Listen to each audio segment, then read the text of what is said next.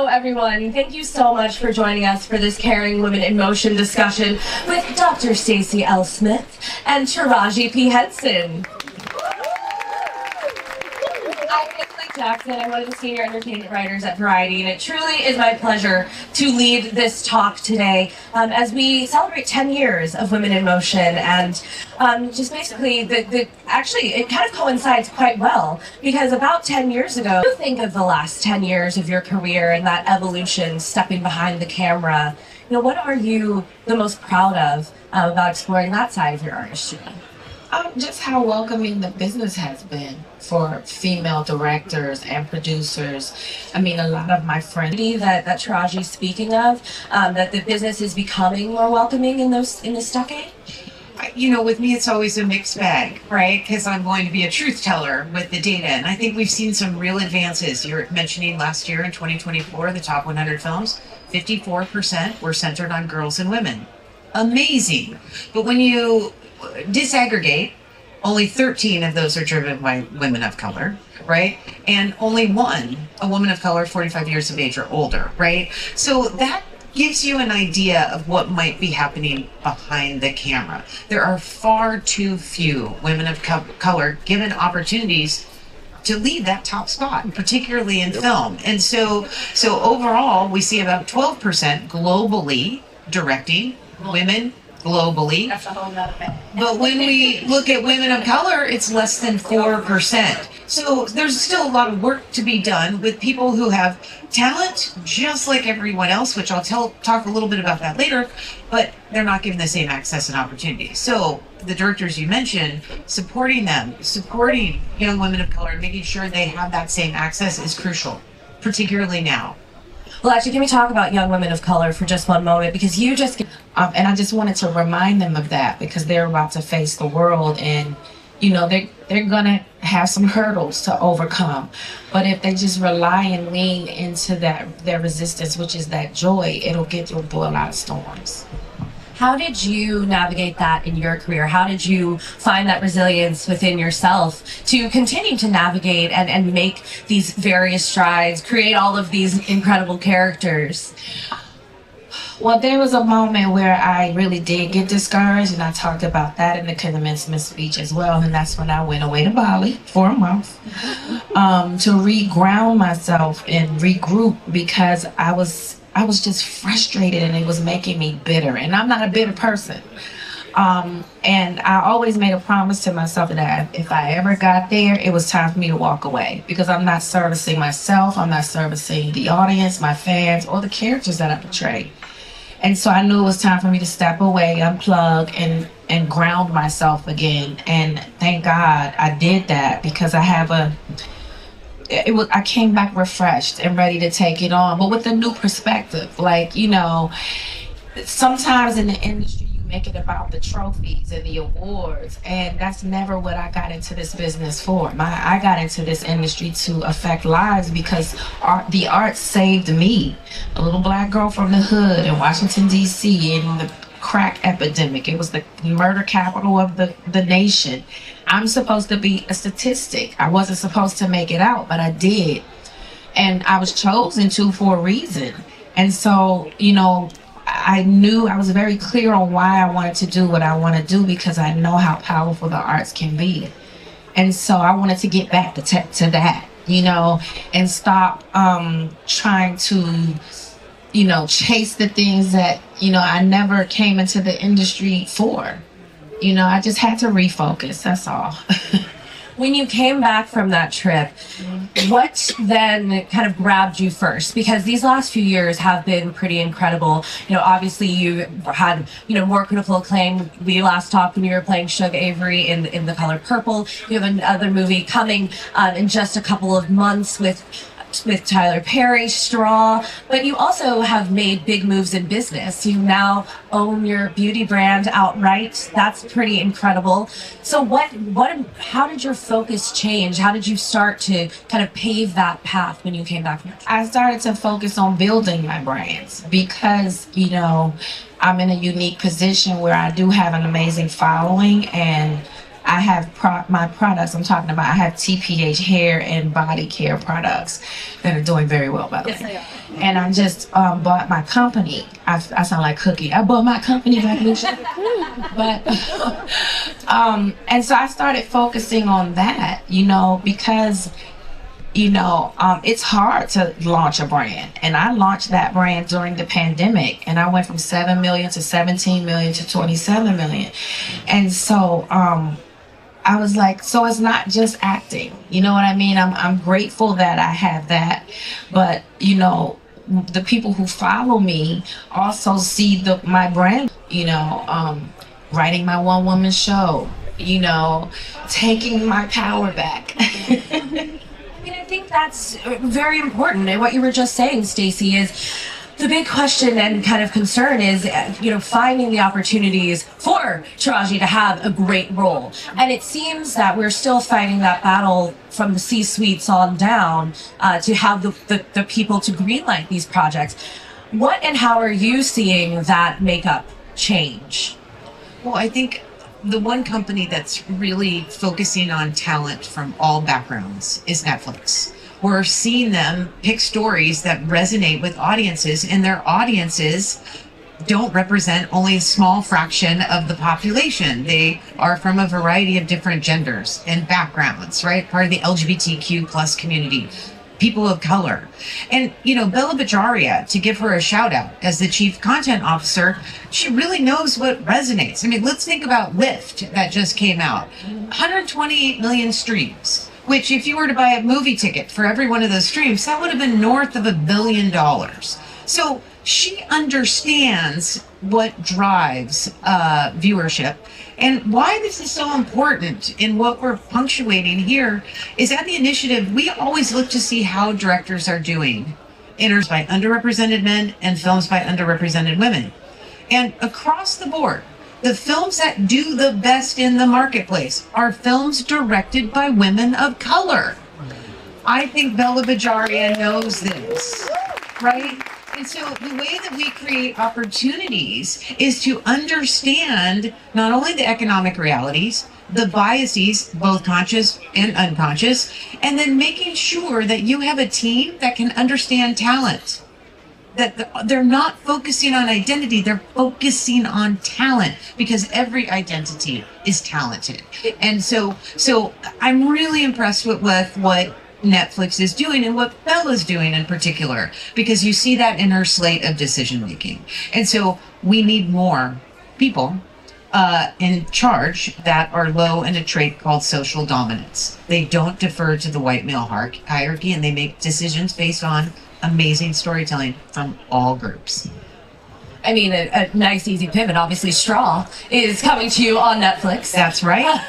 And that film is also an opportunity to be led by 3 strong women, you, Tiana Taylor, and Sherry Shepherd. That opportunity to kind of be at the forefront. I mean, you also took part in a documentary recently, #1 on the call sheet. What has it been like to continue to have that top spot? You know, to be able to, but not only have that top spot, but to do it in situations where there's other women around you. How have you found projects like Straw being so female focused? Well, you know, Hidden Figures is like of course one amazing. And thank you. Yeah, total game changer. And you know, I'm a girl's girl. You know, I feel like as women, we are more powerful when we stick together. And I remember Octavia thanking me, and I went to meet her, and I'm talking to her, and everything she kept saying was we. This is what we did. She never said I. She never made it about herself.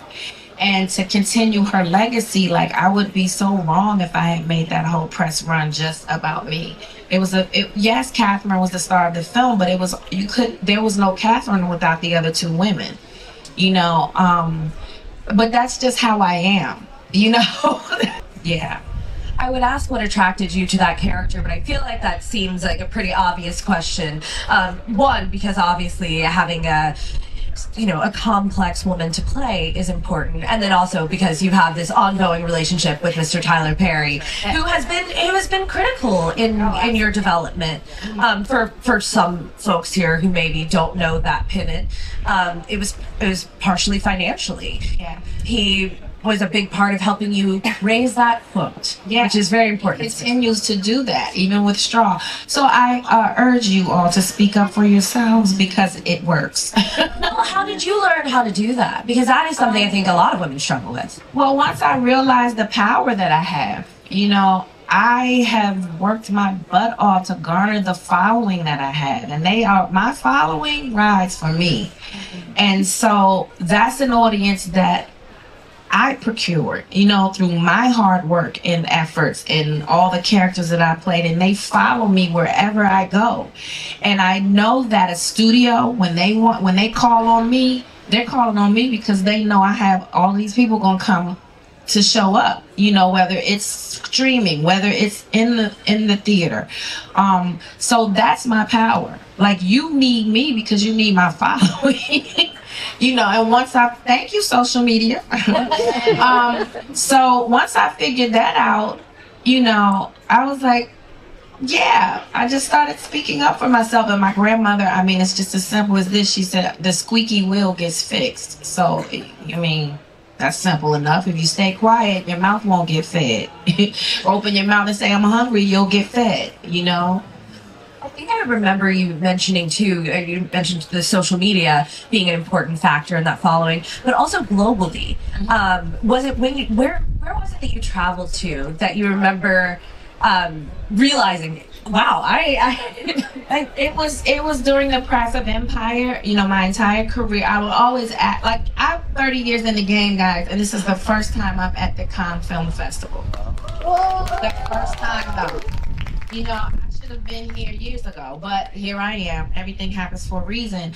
But when I did the international press for Empire, I remember, because, excuse me, up until then, I was told black doesn't translate overseas. Like, really?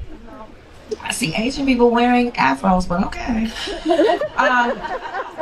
So we went to Paris, and Lee Daniels kept me a secret to the audience. They did a Q&A. They started asking the cookie questions because we showed them the pilot and the second episode. The audience, of course, started asking cookie questions, and he said, I don't know, why don't you ask her? And before he could finish saying my name, we're talking 1,500 seats, standing room only, the entire room erupted in applause, like screaming. And I was like, for me?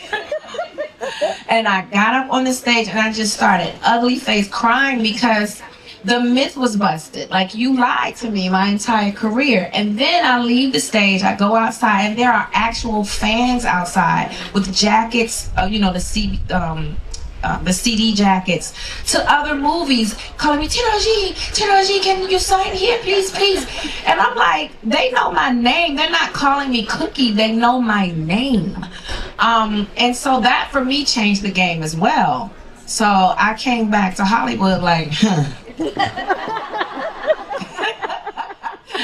things are gonna change around here. I feel like you said something very important there. They lied to me. Yeah. Because that is... Stacey, go for it. Okay, so let's just set the record straight here. They did. And there's two things that I think are really important. One is, in my classes, I always say to them, who's the most successful director in Hollywood?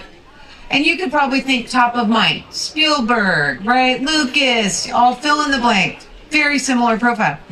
It's actually Tyler Perry. He works more, right, than any other director. And now in streaming, we're going to see the same thing. So that's the first reality. The second reality is we did the largest and most sophisticated economic analysis to test what Taraji just said, right? What travels internationally? What sells? And when you control for production, distribution, and exhibition factors, there's two things that are really unbelievable. One is that films by women and men make about the same amount of money. But the film that makes the most money Controlling for All the Factors is a film led by a person of color with a cast of color. That is what economically and globally makes the most money. So the fact that so many talented people were given this lie, and sales agents and managers and distributors were not telling the truth, we lost so many stories and so many actors because of that dishonesty. And so you having that experience is not only incredible and invalidating, but it's the reality of these companies that have to make their shareholders happy.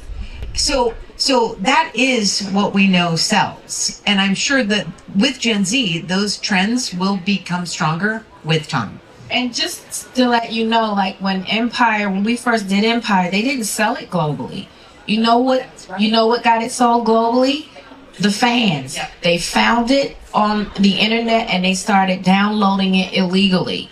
And then that's when Fox was like, wait a minute, there's money over there? And so that's how that show was sold globally. So it was thank God for the fans. Yeah. And thanks God for the function on that. They're still over there cheering for Empire. Well, then, as you continue forward, as you are writing your one-woman show, kind of with this knowledge now that you have this audience, that people will follow you, how is that impacting your creativity? How are you then more empowered to tell those stories that have been lost? For me, it's the freedom. It's the freedom of doing what I want to do and not being controlled by the industry or the machine. Like when I go to Broadway,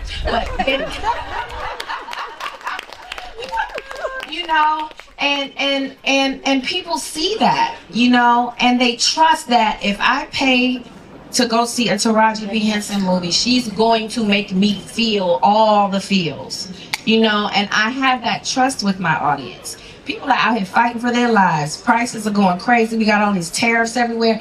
And so for someone to leave their house, think about buying tickets for family members or friends, parking, popcorn. I would love to hear also about behind the camera a little bit. How you found that empowering, both in telling stories as a producer, getting other people opportunities, and then also just getting behind the camera and directing your talent. Well, I'm a people person, so I really love discovering new talent. That's a joy of mine. I probably would have been an amazing casting director, but so still can be if you want. Also, it's also in a position of picking and choosing, projects, to tell, because sometimes we get in this thing of let's remake this, and it's like we have a lot of beautiful original stories out here. Why don't we tell those? So that's something that is dear to me, telling original stories, because they sell. Sinners, hello. I mean, and so that was a main reason why I wanted to become a producer.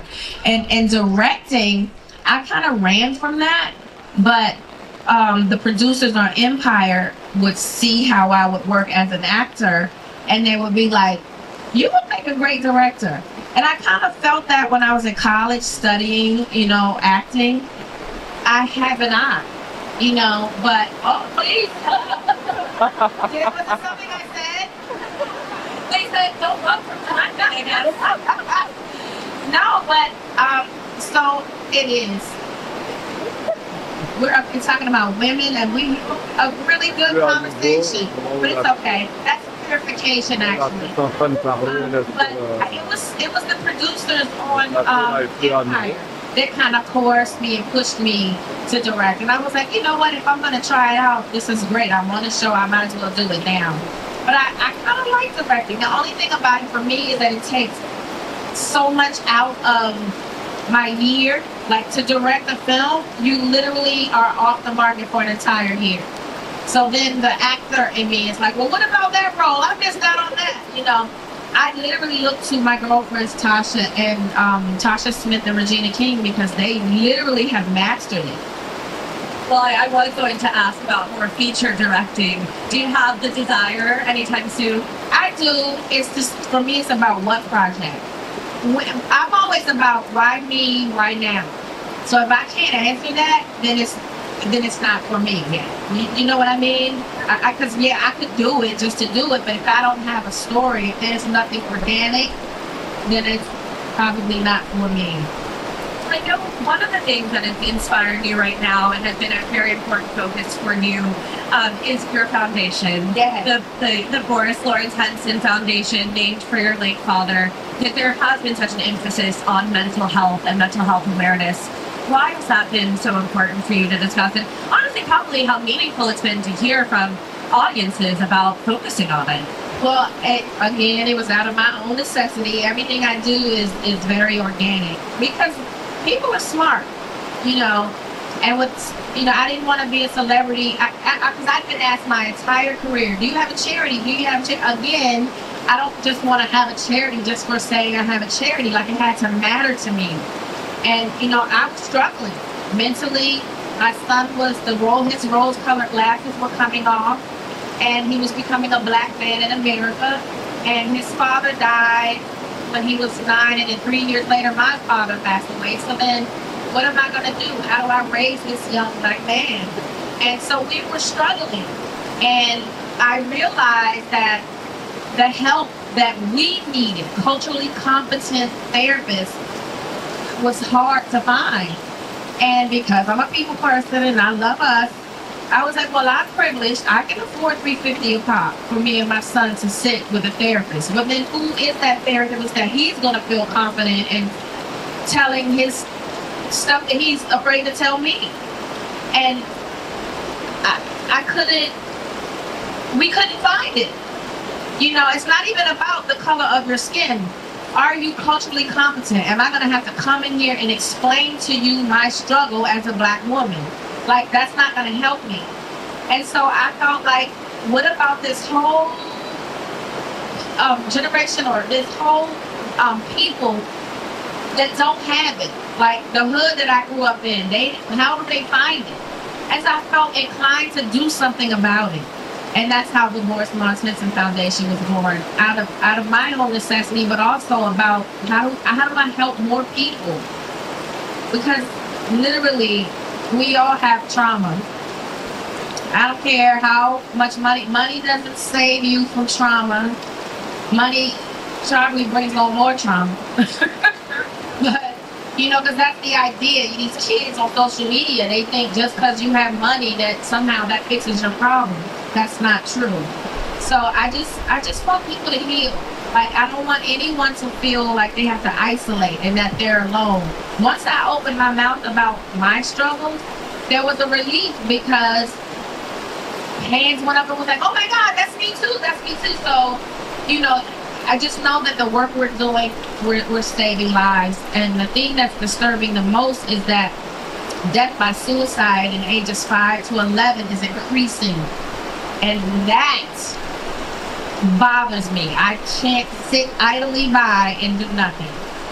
Well, I'm so glad you're doing this because you're a content creator as well. And we see so little in terms of mental health on screen. Less than 3% of all characters are shown with a mental health condition.